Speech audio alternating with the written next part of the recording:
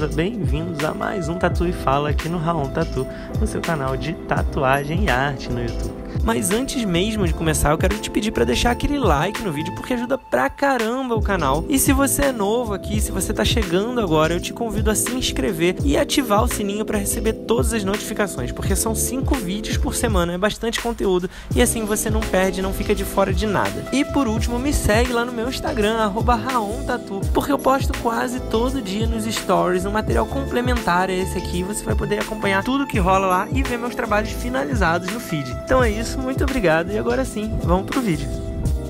Bom, eu comecei, traçando todos os detalhes ali de baixo para cima, seguindo a evolução de fora para dentro da tatuagem com uma liner de 5, Então uma agulha aí delicada para fazer umas linhas bem suaves e, é um desenho que ele tem uma estética mais sutil, mais delicada.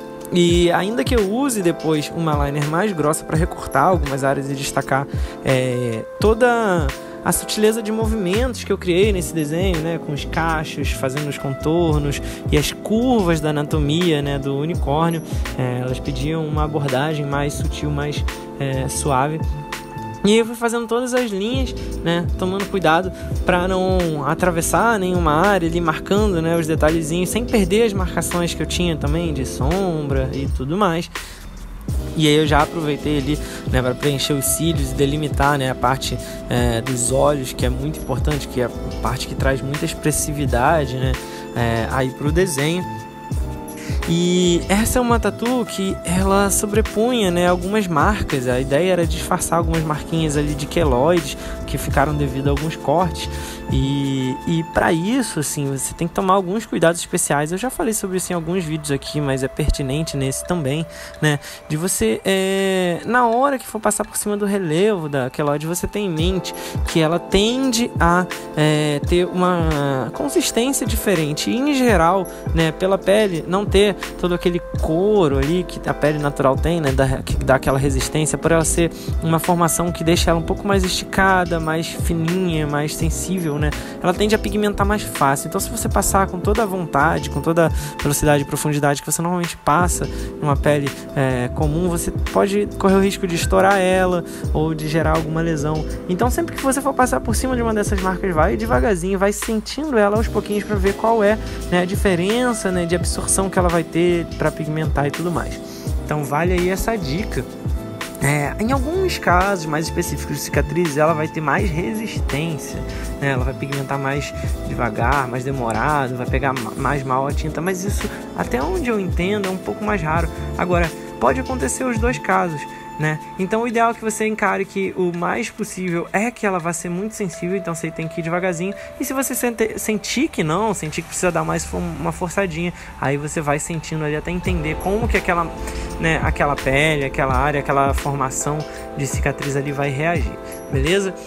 Também é importante observar ali, o ângulo da máquina. Quando entra tem que subir e descer meio que uma lombadinha ali, Então às vezes você vai com uma Magnum, por exemplo, pintando, enfia bem na base ali, você pode machucar, rasgar um pouquinho o tecido. Então você tem que dar uma circulada sobre o relevo dela, adaptar ali o ângulo da máquina, pegar bem sutil, bem devagarzinho, Então bom, vamos lá. Eu vim aqui depois fazendo, os outlines do bold mais presente para destacar as áreas do desenho, alguns planos de outros, recortar ele e deixar uma presença maior. Fiz usando uma liner de 5. Você vê aí que, por exemplo, o chifre está passando pela frente aí da mecha do cabelo, Uma asa da borboleta está passando ali sobre a outra, as orelhas estão passando pela frente da borboleta, e tudo isso ali é delimitado por uma questão de hierarquia visual, com auxílio aí da linha de bold mais grossa. Em seguida eu vim sombreando com preto puro, mas esse é um desenho muito baseado na cor, então a sombra é muito pontual, só em algumas áreas que eu precisava mesmo dar uma noção maior de profundidade. Então aquelas áreas que vão ser os cantinhos, mais escuros ali da minha imagem, para receber uma cor como sobreposição. Você vê que eu não abusei, eu não tratei ele com uma tatuagem preto e cinza ali, então é muito pontuado no próprio corpo, focinho, focinho e tudo mais, né, do unicórnio. Eu não botei nada, eu deixei para fazer direto na cor toda essa mapa de volumes aí de variedades, né. A lógica, a asa da borboleta, que tem os detalhes já em preto mesmo, é a única área em que eu caprichei um pouquinho mais, né, que a ideia era fazer essa transição do preto para o azul, né, com o auxílio aí do sombreado, com o auxílio aí, né, desse esfumaçado.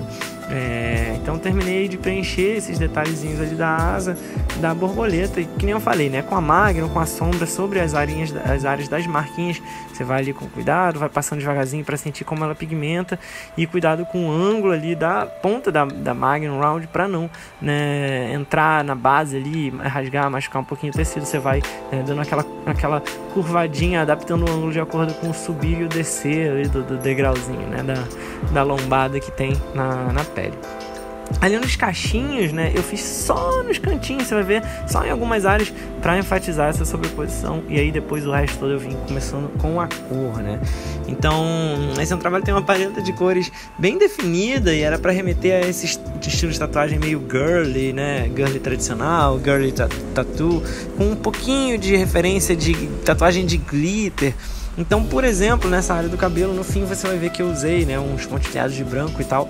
Então eu fiz questão de fazer um degradê que serve como, né, um mapa de sombras, mas um degradê de cores ali no cabelo, né, bem como um sombreadinho mesmo, só que com as cores, deixando áreas de luz, tá, no meio assim de cada caixa, enfatizando os volumes, criando um degradê do roxo pro lilás, né, o roxo mais escuro, o lilás seria um médio, e aí esse turquesa bem clarinho sendo uma área de maior luz, né.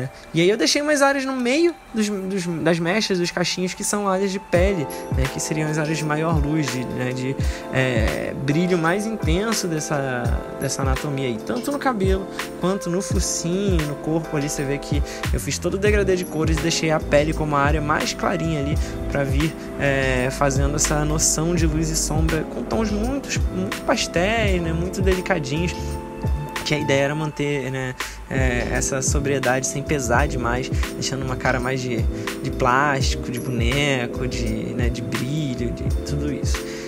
Então eu mantive essa paleta de cores bem restrita, o que fez com que criasse uma harmonia bem legal. Então eu fiz esse detalhe aí, tipo, todo o corpo, né, em tons de rosa pastel, e toda a crina ali em tons de roxo, passando por lilás, com uma luz turquesa que vem para dar uma quebra, né. E se você pensar que o rosa nesse desenho ele tá assumindo como o tom mais frio, o rosa nesse desenho está assumindo como um tom mais quente, então a crina, né, ela faz um contraste sendo tons frios, tanto o roxo, que já é um tom mais frio do que esse próprio rosa, quanto o azul, o azulado ali, né, tanto da crina como da borboleta, criam essa separação ali de tons e essa diferenciação. E por último, né, você vai ver que eu entrei com um amarelo, dourado e um alaranjado no chifre do unicórnio, isso para criar um ponto focal de destaque da imagem, dá uma diferenciada, né? É um tom mais quente do que todos os outros, acaba chamando a atenção ali, e o chifre ele tem essa ideia, né, de luminescência e de se destacar, de ser o ponto central.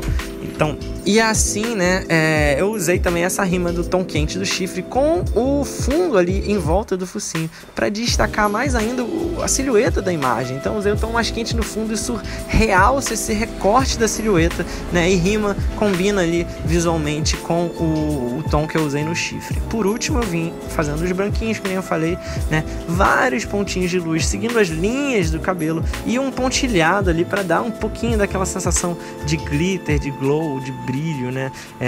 A técnica do glitter tattoo ela é um pouco mais rebuscada do que isso, eu nem tenho tanta experiência assim, mas eu já dei uma estudada.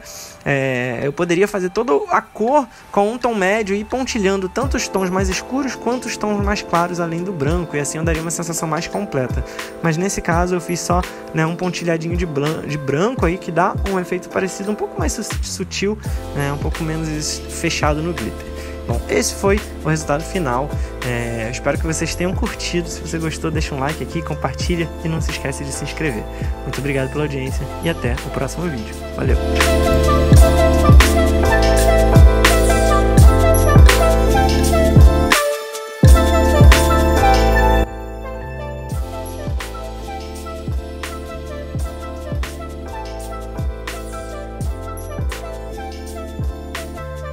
Se você gostou desse vídeo e quer ver outros como esse, se inscreve aqui no canal. É só clicar nesse logo redondo que tá aí na tela, dá um like no vídeo que é muito importante, compartilha com